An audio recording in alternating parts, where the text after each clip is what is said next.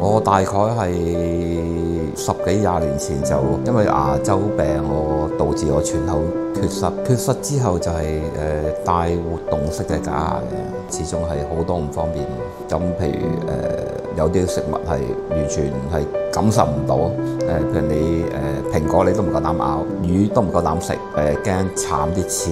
因為而家比較經濟咗，自己能力又負擔到，所以就會選擇全口種植。始終香港比較貴嘅，個價錢有差距，爭1倍以上。之前我會上網留意好多其他嘅口腔醫院咁樣，我覺得博愛曙光係比較係安全，同埋始終係一間醫院。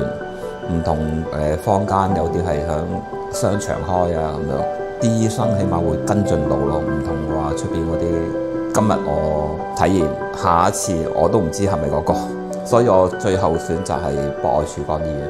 醫生嘅手勢係OK 嘅，我其實我就唔係好痛嘅。姑娘咧就會喺微信嗰度問下我哋嘅情況啊咁樣，係俾你會感覺係安心好多嘅。博愛曙光醫院係值得係信賴嘅。